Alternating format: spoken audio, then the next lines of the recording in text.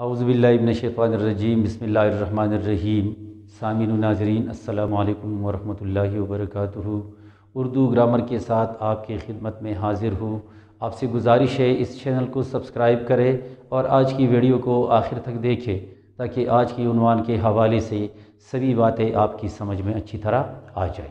Urdu grammar میں آج ہم نے جس عنوان کا انتخاب کیا ہے وہ ایک خط لکھنا ہے، اور وہ خط کس کو لکھنا ہے؟ اپنے ایک دوست یا سہیلی کو تعلیم کی اہمیت کے حوالے سے خط لکھنا۔ یعنی امتحان میں یہ سوال آ گیا ہے کہ آپ اپنے دوست یا سہیلی کو تعلیم کی اہمیت کے حوالے سے خط لکھیں، تو آپ یہ خط کس طرح لکھیں گے؟ آئیے ملاحظہ کرتے ہیں۔ جس طرح آپ کو معلوم ہے کہ خط لکھتے وقت سب سے پہلے ہم اس جگہ کا نام لکھتے ہیں جہاں سے ہم یہ خط لکھتے ہیں، پھر اس کے بعد تاریخ لکھتے ہیں، پھر اس کے بعد القاب و آداب لکھتے ہیں، یعنی جس کو ہم خط لکھتے ہیں اس کی حیثیت کے مطابق کوئی لقب لا کر یہاں پر لکھتے ہیں، پھر سلام، اور پھر اس کے بعد نفس مضمون، اور سب سے آخر میں پھر جو خط لکھنے والا ہے اس کا نام لکھا جاتا ہے۔ تو آئیے ملاحظہ کرتے ہیں کہ یہ عنوان ہے دوست یا سہیلی کو تعلیم کی اہمیت کے حوالے سے خط لکھیں۔ تو ہم یہ خط کس طرح لکھیں گے؟ آپ یہاں ملاحظہ کریں سب سے پہلے کہ کمرہ امتحان 21 فروری 2021۔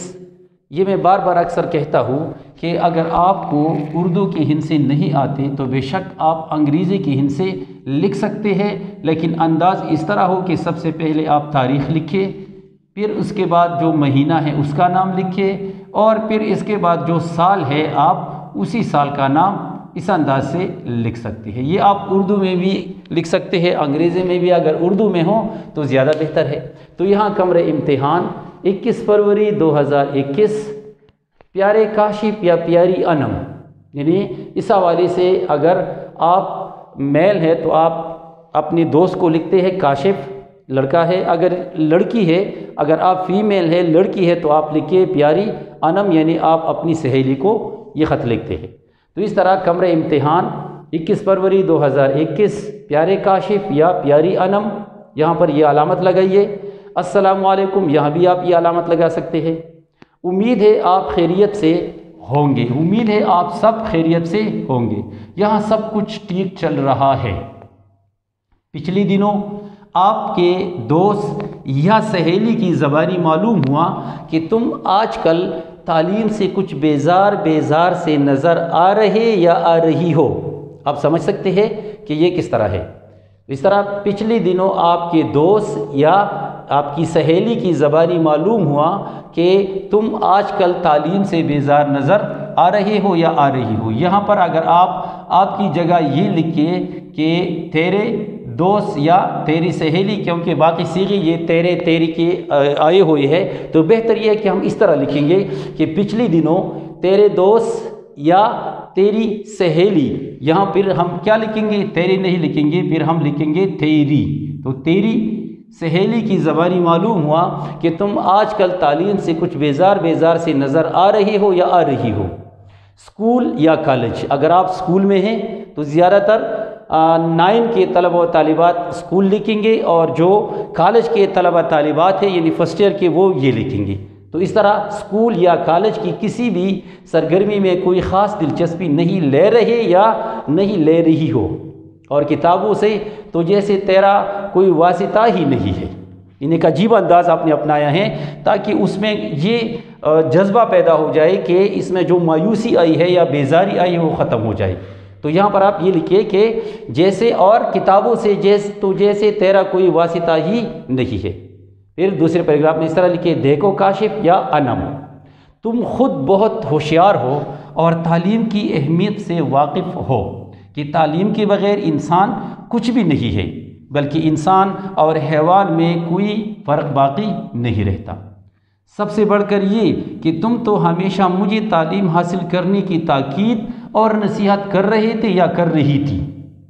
مجھے تیری سب باتیں یاد ہے، تیری سب باتیں یاد ہے، یہاں پر جمع ہے ہونا چاہیے، سب باتیں ہیں۔ مجھے تیری سب باتیں یاد ہے، اب تم مایوس اور بیزار کیوں ہو؟ اور وہ بھی تعلیم کے حوالے سے۔ یہاں پر یہ علامت، یہ تعجب کی علامت ہے۔ تو اس طرح یہ لگے اب تم مایوس اور بیزار کیوں ہو، اور وہ بھی تعلیم کے حوالے سے۔ حالانکہ تیرا اپنا پورا خاندان تعلیم یافتہ ہے، کوئی ڈاکٹر ہے تو کوئی انجینئر، کوئی پروفیسر ہے تو کوئی بڑا افسر۔ تیرے خاندان کا ہر ایک فرد کسی نہ کسی اچھے عہدے پر فائز ہے۔ تیرے اپنے سب رشتہ دار بڑے شوق اور لگن سے تعلیم حاصل کر رہے ہیں۔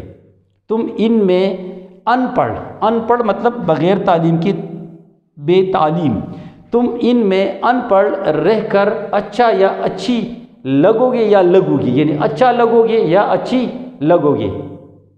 یقیناً نہیں۔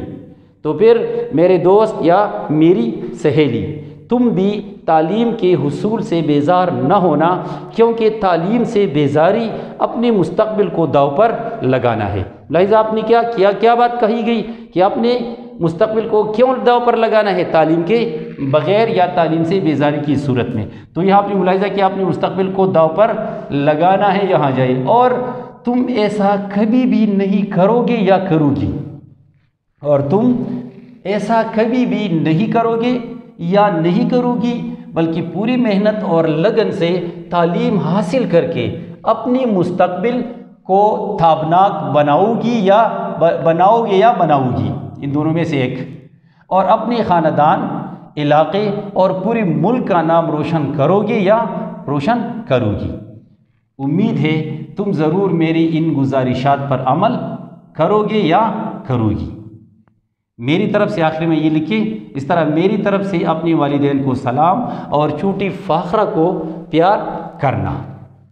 تیرا اپنا دوست یا تیری پیاری سہیلی الف ب ج۔ تو آپ نے ملاحظہ کیا کہ اپنے دوست کو اس طرح کا خط ہم کس انداز سے لکھیں گے کہ وہ تعلیم سے بیزار ہے، تاکہ وہ تعلیم کی طرف مائل ہو جائے، اس کی طبیعت تعلیم پر آ جائے اور وہ تعلیم حاصل کر کے کوئی اچھی پوزیشن حاصل کرے اور بہتر زندگی بسر کر سکے۔ تو امید ہے کہ اس حوالے سے آج آپ نے بہت کچھ سیکھا ہوگا۔ آئندہ کسی نئی عنوان کے ساتھ پھر حاضر ہوں گے، تب تک کے لیے اجازت دیجیے، اللہ حافظ۔